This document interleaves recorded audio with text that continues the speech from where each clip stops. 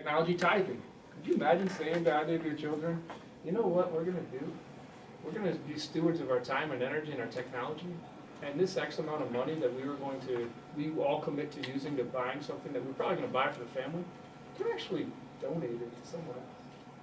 That Christmas idea, that was a great idea you had. Let's put our efforts into giving it to someone who doesn't. Now, I'm not recommending you give technology to another parent.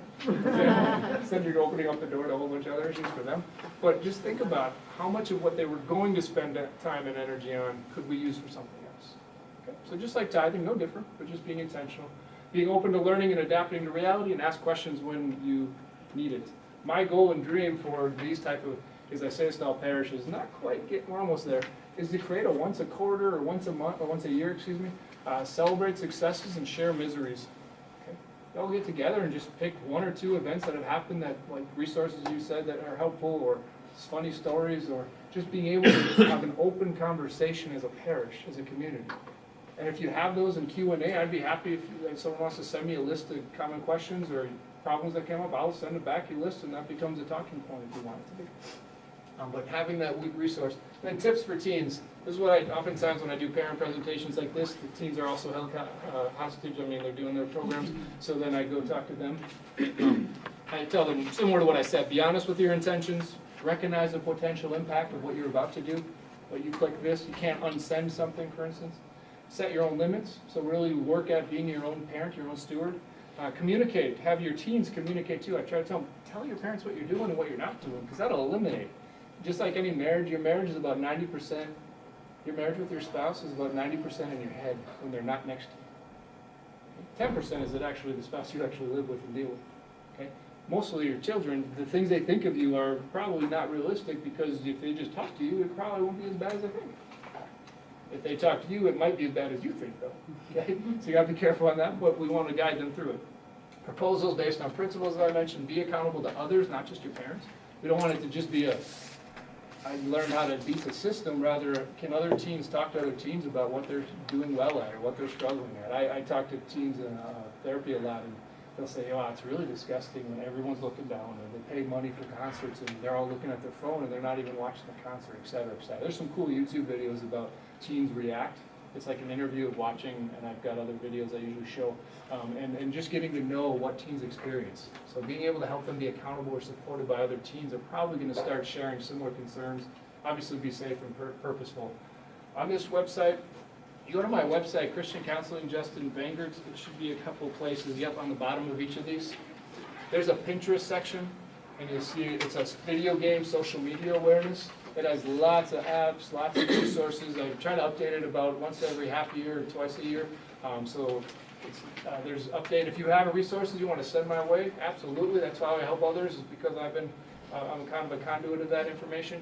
We do different follow-up presentations and things. I can do a whole workshop and slow it way down. One of the follow-ups I usually do about 6 months to a year is for parents that are now ready to want to do something with it. Then we slow it down and have more of a workshop of writing it down and coming up with a game plan for each of your scenarios. One or two of you come up and share, here's my dilemma, here's my thought process, and here's what I'm going to do. This is how I'll hold myself accountable. Did I do it or not? And we just start to share different game plan strategies. Resources on this. The Digital Invasion is by Dr. Archibald Hart. That's probably the most detailed and research-based. It's the newest one. If I were to have written a book 8 years ago when I started doing this is almost everything I said. I thought I plagiarized them before, but I knew I did it because I had recorded video of 5 years ago presentation. So it's to pastors and clergy, it's to parents, it's to teens. Very researched. It's out of date because it's 2 years old now, but it's definitely applicable at this point. The next one is Screen Balance Family. This is a DVD workshop, 7 or 8 sessions, about 20 minutes each, not very long, and then a workbook that is really integrating and implementing a lot of this, of how to get this to apply to your kids and integrate them and talk with them and set limits with you as a spouse, etc. The other ones I got, those are interesting, of how they're basically key, the most popular things are trying to meet a need we all have, and that's why they're so popular, and just kind of connecting it to spirituality. Caught in the Net's the original original researcher of this, Kimberly Young, in the 90s. But all her books are talking about like AOL Instant Messenger, so it's outdated. But the principles of addiction are the same. I just wanted to honor that's her original. I have lots of assessments if you're really concerned about something. I do consultations and therapy, but I do consultation assessment first. And these assessments are all available. I can make them available to you if you're concerned. Be careful though, because parents who want to see something in their kid are going to see something in their kid. But at the same time, it's good to know kind of when are we getting to the point of unhealthy versus a point of addiction. And then there's other parenting resources, boundaries with kids.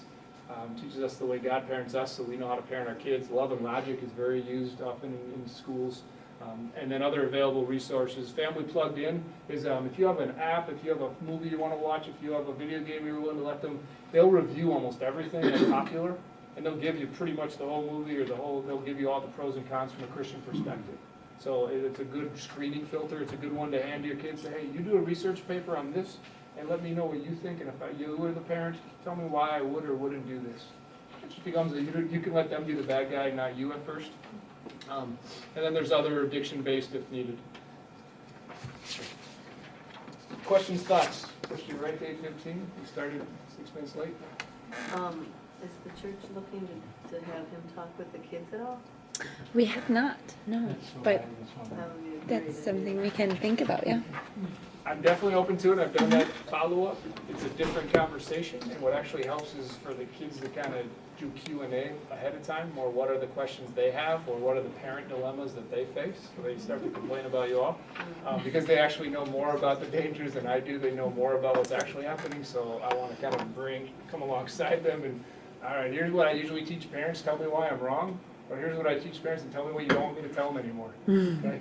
So that kind of interaction with teens is helpful, or else getting a conversation to promote them then to be better ready to prime the pump to start talking to you all. So that'd be how those discussions usually go best.